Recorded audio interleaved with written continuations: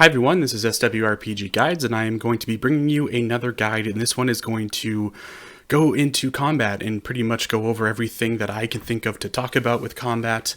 In most of my other guides, I try to not go based on what's in the book, but I think for this, it'll be mainly just going over the rules, kind of simplifying them, almost like the character creation guide a little bit. If you're going into this and you're not sure how the dice work, I'm not going to be going into the dice too much, so you can check out the dice guide that I made if you would like to, but I am going to go through kind of the process of combat and how it works. It's really not too hard of a system in my opinion, especially since this game is narrative focused, so it shouldn't be too bad, hopefully, for all of you out there. But yeah, so with combat in Star Wars, the main thing to kind of keep in mind is that the difficulty of your combat checks are going to mainly focus around the distance that you're standing. So you can see in this image that I have on my Roll20 site, I just wanted to do a visual representation. This isn't to scale or anything like that, of the different ranges. So if you are using a melee weapon, for example, if you have a lightsaber or anything else, a Jaffe stick, something like that, you will always have to be in the engage range, which you can see is down here next to our villain over here. So you have to be within reach of the enemy in order to attack in engage range. Anything other than that, you need to have a ranged weapon for. So short, it's going to be around several meters, and medium range will be several dozen meters. Long range is going to be about 50 to 100 meters. That is kind of open to interpretation.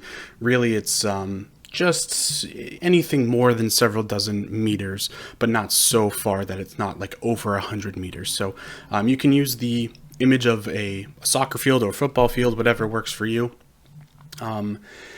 And that's kind of like a visual. So anything longer than that is probably going to be extreme range. If it's about that length, that's long range. And then anything less is probably going to be either medium or short, so kind of use your judgment on that. A lot of times it's going to be up to the GM to decide, depending where you are. And especially if, let's say, you're not using a map or any type of images to describe combat, it is going to be important for the GM to kind of lay out and describe how far you are and what it kind of looks like while you're in combat. So I do have some characters here just to kind of visually represent it. And obviously you can move between ranges, and it's actually pretty easy to do that, but we'll go into that a little bit later. So if you are to start combat, basically when you decide to go into combat, it's whenever the first person attacks. So whether it's an ally, whether you're ambushed by enemies, whatever that might be, it is whenever someone decides to attack, that's when you should start your initiative. And there's no real attack of opportunity or anything like that.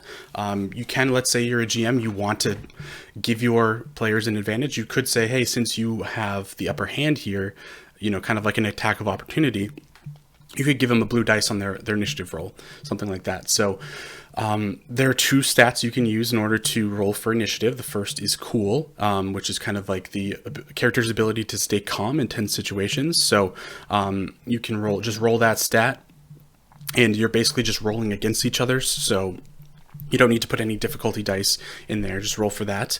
The other one is vigilance, and this is if combat is unexpected. If players are caught off guard, they're ambushed, anything like that, you would roll for that. So that depends on the situation. And then you would make the turn order from there. Whoever has the highest, rolls. And when you're deciding, let's say you're the GM, you're not sure, this person has 1 success and 3 advantages. This person has maybe 3 successes but no advantages. You want to go with whoever has the most successes first. So if someone has 1 success and 3 advantages, they will not go before someone who has 2 successes and 1 advantage, for instance. But if, let's say, 2 people have 1 success, then from there, and I apologize, there's going to be some large trucks driving by. It's Monday morning, that's trash day for us. But if you are... if you have 1 success and 1 advantage, and the other person has 1 success and 3 advantages, then the person with 3 advantages would go first. So that's kind of how you would organize that if you're the GM. And then obviously you want to do If you do a tie and there's a PC slot versus an NPC slot, the tie will go to the PC, basically. That's how that will work. And obviously you want to have PC slots and NPC slots in there just to, kind of sort that out as well. And there is one more thing. So if you have, let's say someone rolls a triumph in their initiative roll, you will get +1 maneuver in your round. And if you have a despair, which I don't think should happen, because I don't think you're going to be rolling against a red dice unless the GM decides it for some reason, then you would get -1 maneuver in the first round. So that's how that would work. So that's initiative. Again, Star Wars is not, it's not really focused on distance too much. So you don't have to worry about like how far your character can move as far as like, moving up to 30 feet. So you can only move, so many 5-foot squares or cubes, whatever. That's not really how it works, and it's very narrative focused. So you don't need any visuals for it. So that's why the distance ranges are kind of how it controls everything. You just use those types of ranges to figure out how difficult your attack is going to be. And so the kind of setup of the turn is it is going to be different than most skill checks. Whereas if you are not in combat, you can pretty much do whatever you want. There's no order. Kind of like if someone wants to do a check, you can go ahead and do a check. There's no real order to it. For this, you do have to go player by player, and each player will have basically 3 things they can do in a turn. They can do as many incidentals as they want. So this could be like speaking to people. It could be managing a piece of equipment that you have. It could be, many things. So it's just things that, or walking within range. That could be another thing. So let's say someone else is in short range. You want to move up to them, then that's fine. As long as you don't go to engage range. That's an incidental. And then, and there are lists of these as well in the book if you want to kind of look further into those. But you also will have at least 1 maneuver. You can have up to 2 maneuvers, and we'll go into that when we start talking about the action. But you have 1 maneuver, and so this could be anything ranging from aiming to assisting players. You can do that. You can go into a guarded stance. You could manage your gear.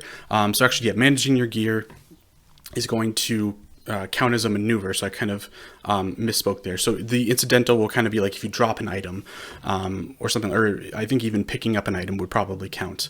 Also just kind of looking around, that's incidental, something like that. But managing gear would count as a maneuver. If you want to mount or dismount some type of vehicle or ship, that would count as a maneuver. And also, again, moving between ranges will count as maneuvers. There is a distinction between this, so it's kind of important to point this out. If you are moving within ranges, within short range to engage range, it's 1 maneuver. If you move from short range to medium range, it's 1 maneuver. However, once you start getting to medium to long, it will be 2 maneuvers. So that's actually a full turn. And then to go from long to extreme is also 2 maneuvers. So it's kind of like the farther you get away, the more, even the longer the distances become. You would have to use a full turn to go from medium to long and then long to extreme. So that's important to note. And that goes into my thing about having 2 maneuvers. So you can have a maneuver in an action in a turn, or you can just have 2 maneuvers. If you would prefer to do that instead, you can do that. And other things you can do as a maneuver, taking cover. That's another option as well. That's that. And so as for the action, usually you're going to be doing either a combat check or a skill check. That's probably what you're going to do most times when you are using an action in combat. So, again, skill check could be any of the skills listed, and this is within combat again. So if you're, let's say, doing a charm check out of combat, you don't have to count that as an action. It's just in combat. So, but if you do want to do a charm check within combat, that will count as your action. Otherwise, you're probably going to be doing combat most of the time, I would say.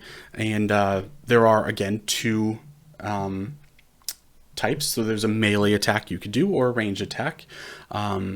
The difficulty of these will, again, be different depending on the range that you are in. So every melee attack is going to be 2 purples. And if you are engaged with a ranged light weapon, it's also 2 purples that you're rolling against. If you're engaged with a ranged heavy weapon, it's going to be 3 purples because it's going to be more difficult to manage that in there. And you cannot be engaged with gunnery. It's too close. You're not able to do that. Otherwise, if you are taking a shot from short range, so again, this is like several meters, that will be just 1 purple. So it's going to be a pretty easy shot. Medium is going to be 2, long is going to be 3, and then extreme is 4 purples. It should be noted that extreme range is something that you are rarely going to be able to shoot from unless you have what's called, there's a sniper shot talent that you can use if you have a specialization that has that trait. So there are certain weapons that might allow you to shoot from extreme. They're very rare, but I will say every weapon will have a range on it.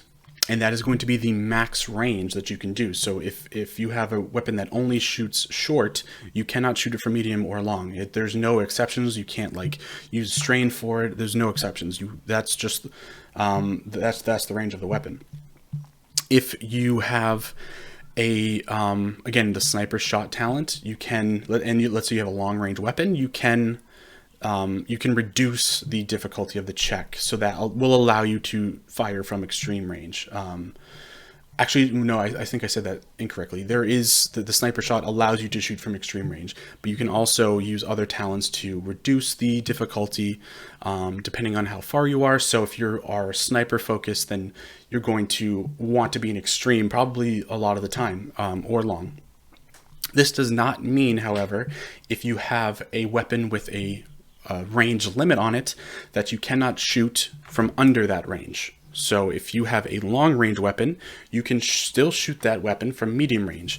And one question that I get sometimes as a GM is, does it make it more difficult? Do I have to add more dice or black dice to it? The answer is no, because you are closer, so it should be an easier shot, right? It doesn't matter what weapon you have, unless you are engaged with a range heavy, that's going to be a lot harder, but you will not get punished in the game for having a weapon that has, a long range max and then firing that at a shorter range. So the difficulty will be the difficulty depending on where you are. So that's kind of the basics as far as, the action as far as ranged weapons goes. It's really, I think, a pretty simple system, as I said before. So it's not too difficult to kind of figure out. So once you're in the range, you got your difficulty. There will maybe other factors that will, affect your roll. So you might have setback dice or boost dice for various reasons, but that's pretty much going to be your dice pool. And then obviously you want to take your combat check for whatever that skill is: range light, range heavy, melee, whatever it might be. Use that dice pool, and then you've created your dice pool for combat. So that is the turn. After you complete your action, it goes to the next player, and then you just keep going along, and then until every one of the enemies is dead, pretty much, or the combat might end for another reason. Who knows? So next, we'll talk about how damage works. Damage, I think, is pretty easy. Again, I think the system in general is not too hard to understand. So damage, every weapon will come with its damage. So basically, if you roll and you have at least one success, the attack is successful, and you will deal at least the weapon's damage.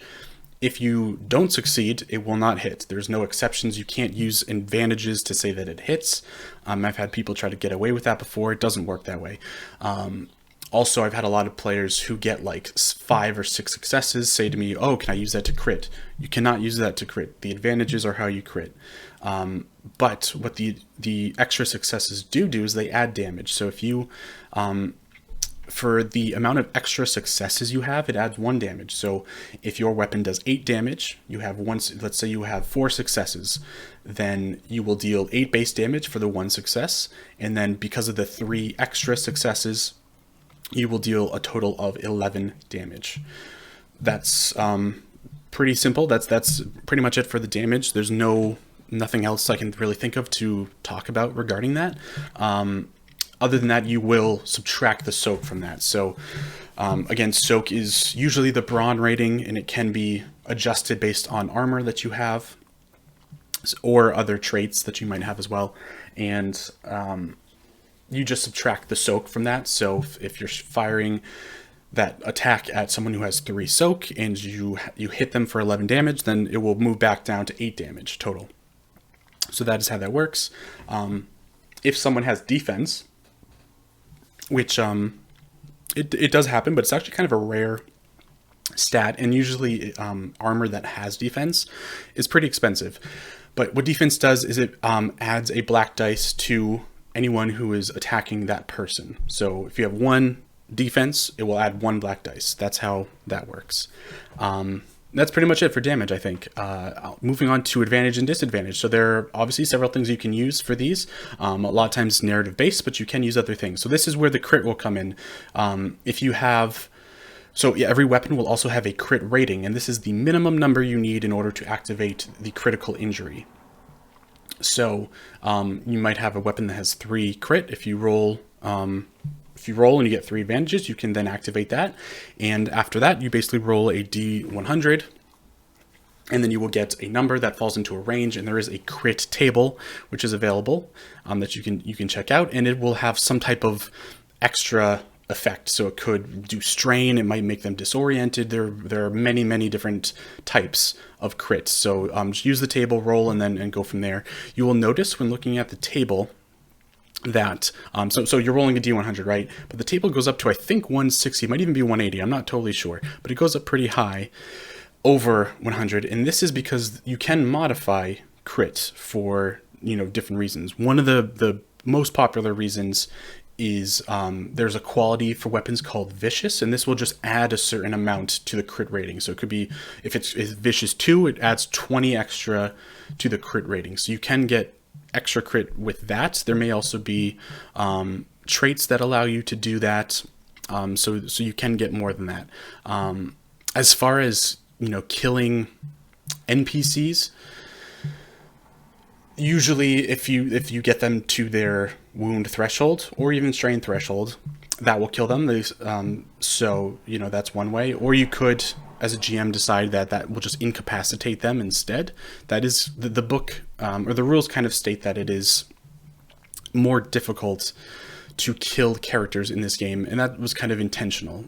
So that's something to keep in mind. But I usually say that if you get an enemy to their wound threshold, then they're dead. But we'll go over that in a little bit, how that works with PC characters.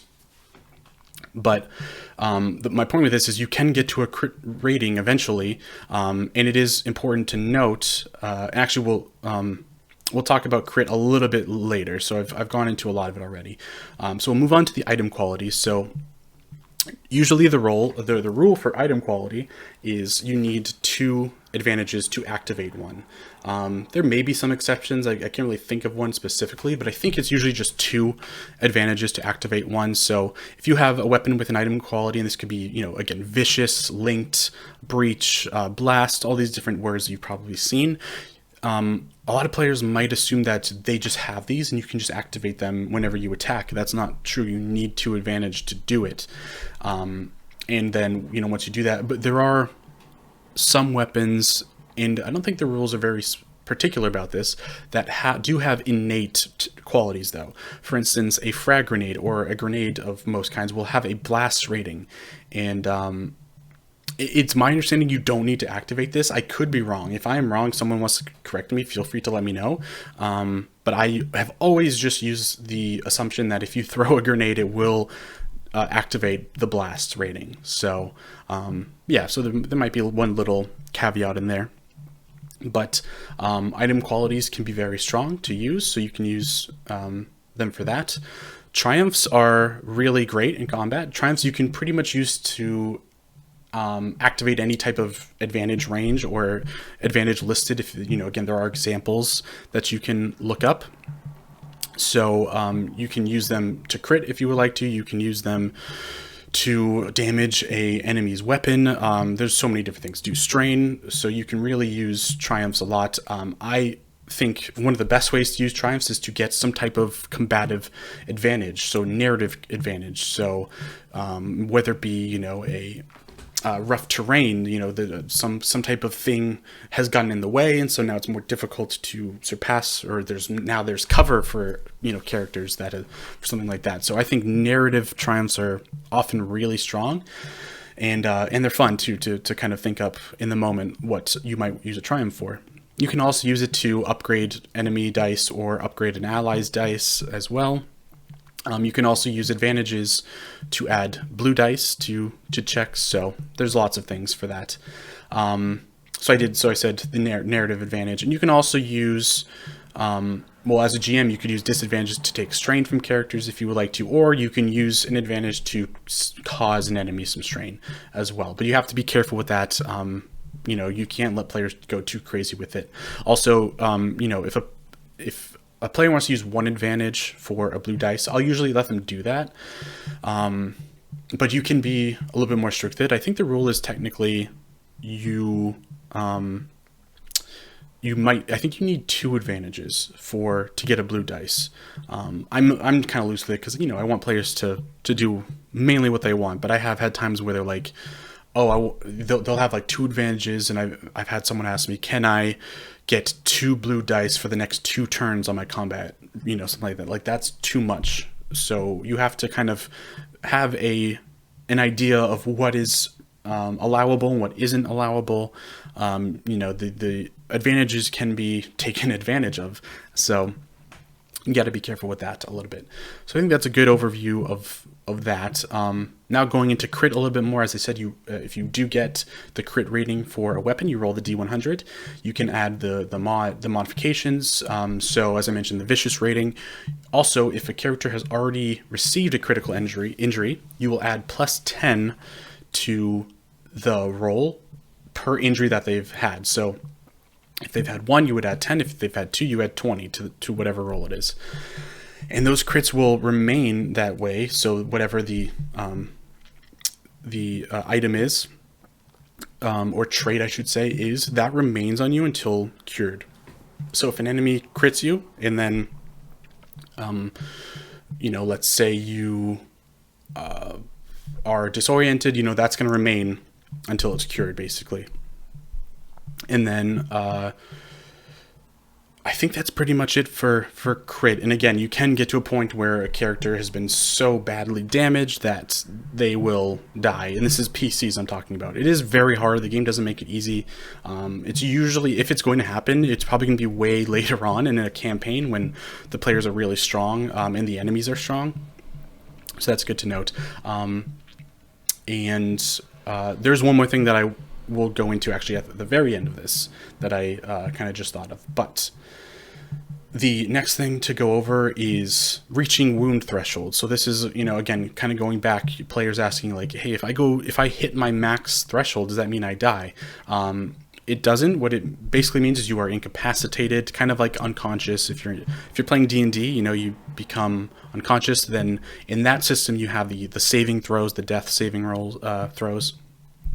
So that is something that is different. So for this, it's just you're incapacitated if you reach either your wounds threshold or your strain threshold. So wounds is obviously damage, combat damage that you're dealt, whereas strain is it's more like mental stress, mental fortitude, kind of the willpower trait type of thing. But it's the same thing. You will become incapacitated. It's basically, you become mentally exhausted when you reach the threshold, and you kind of like pass out. Also, if you go above your wound threshold, you also have to, or whoever has attacked you will roll for crit, and then you will also take a crit injury as well. So that is good to point out. I think that's pretty much everything that I wanted to go over. Hopefully the visuals kind of give you an idea of what what combat would look like if you were to kind of visualize it. So Yeah, that's everything that I had for it. I hopefully this has been helpful for you. There was again something that I said like a minute ago that I wanted to go over that I've now forgotten. So if I think of it, I'll probably put it in the comments. But yeah, hopefully you enjoy this. If you do have anything you would like to add or any questions, feel free to post them in the comments. And thank you all so much for watching.